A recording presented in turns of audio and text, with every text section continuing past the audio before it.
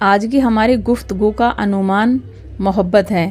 اللہ تعالیٰ نے ہر چیز میں محبت ڈالی ہے۔ حدیث اقدس میں اللہ تعالیٰ کا ارشاد ہے، میں ایک چھپا ہوا خزانہ تھا، میں نے پسند کیا میں پہچانا جاؤں، بس میں نے مخلوق کو پیدا کر دی۔ مخلوق کے پیدا ہونے کا بنیادی سبب یہ رہا کہ اللہ رب العزت کو یہ بات پسند آئی کہ لوگ میری معرفت حاصل کریں، میری عظمتوں سے واقف ہوں۔ چونکہ مخلوق کی تخلیق کا سبب محبت بنی، اس لیے ہمارے مشاقہ محبت کو تعاون اول کہتے ہیں۔ یہ محبت اللہ رب العزت نے اپنی ساری مخلوق میں تقسیم فرمائی۔ ہر مخلوق نے اپنی اپنی استطاعت کے مطابق اس میں سے حصہ پایا۔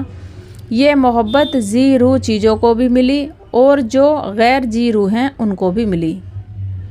پوری دنیا میں محبت کا راز ہے۔ آپ نے دیکھا ہوگا کہ لوہا مکان تش کی طرف بے اختیار کھنچتا ہے، یہ چیزوں میں محبت کی دلیل ہے۔ جو بھی چیز اوپر سے پھینکے وہ زمین پر گرتی ہے، یہ جمادات میں محبت کی دلیل ہے۔ پرندوں نے حصہ پایا، جانوروں نے حصہ پایا، انسانوں نے حصہ پایا، مل جل کر رہنا تھا۔ اگر دلوں میں کوئی تعلق ہی نہ ہوتا، لوگ ایک دوسرے سے اجنبی ہوتے، ایک کی تکلیف کا دوسرا احساس ہی نہ کرتا، کوئی کسی کے ساتھ ہمدردی نہ کرتا، تو یہ زندگی انسان کے لیے گزارنا مشکل ہو جاتی۔ بے شک اس محبت کا نمونہ آپ کو گھر گھر میں دیکھنے کو ملتا ہے۔ ہر بیٹی کو باپ سے محبت ہوتی ہے۔ باپ بیمار ہے، بیٹی ساری رات کرسی پہ بیٹھ کر جاگ رہی ہے۔ اگر میرے ابو آنکھ کھولیں گے تو میں ان کو دوائی پیش کروں گی، کھانے کو کچھ مانگیں گے تو میں کھانا حاضر کروں گی۔ وہ اپنے آپ کو اپنے والد کی باندھی خادمہ سمجھتی ہے اور اس رات بھر کی تکلیف اٹھانے کو وہ اپنا فرض سمجھتی ہے، بلکہ بعض وقت تو اس کے دل سے یہ دعا نکلتی ہے کہ میں بیمار ہو جاتی، اللہ تعالیٰ میرے والد کو شفا عطا کر دیتے۔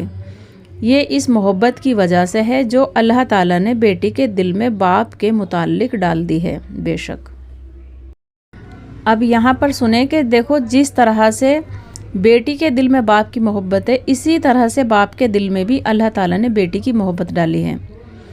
والد کی محبت جس طرح سے بیٹی کے دل میں ہے، اسی طرح سے بیٹی کی محبت اللہ تعالیٰ نے والد کے دل میں بھی ڈالی ہے۔ اس کا منظر آپ اس وقت دیکھا کریں جب کسی جوان بچی کو گھر سے رخصت کیا جا رہا ہوتا ہے، اس کا باپ اپنی کمائی کا کچھ حصہ اس کے جہیز پہ خرچ کر دیتا ہے، اور جب یہ رخصت ہو رہی ہوتی ہے تو باپ کی آنکھوں سے آنسو جاری ہوتے ہیں۔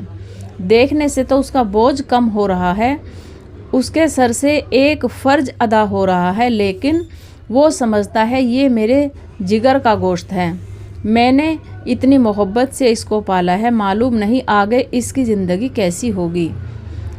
ہم نے بیٹی اور باپ کو اس طرح لپٹ کر روتے ہوئے دیکھا ہے کہ شاید لوگ کسی کی موت پر بھی اتنا نہ روتے ہوں۔ تو جدائی کے وقت باپ اور بیٹی کا رونا اس محبت کی ایک دلیل ہے جو اللہ تعالیٰ نے باپ اور بیٹی کے دل میں ڈال دی ہے۔ بے شک پھر اسی طرح بھائی اور بہن کی محبت، بھائی اور بہن کے دل میں اللہ رب العزت نے محبت ڈالی۔ پردیس میں بہن ہیں، اپنے بچوں کے ساتھ خاوند کے ساتھ خوشی بھری زندگی گزار رہی ہے۔ جب اس کو فون پر اطلاع ملے گی کہ بھائی بیمار ہے، اسپتال میں داخل ہے، اسے چین نہیں آئے گا، کھانا اچھا نہیں لگے گا، نفل پڑھ کر اللہ سے دعا کرے گی، راتوں کو جاگ جاگ کر دعائیں مانگے گی، خیر کی خبر سننے کے لیے ہر وقت اس کے کان منتظر رہیں گے۔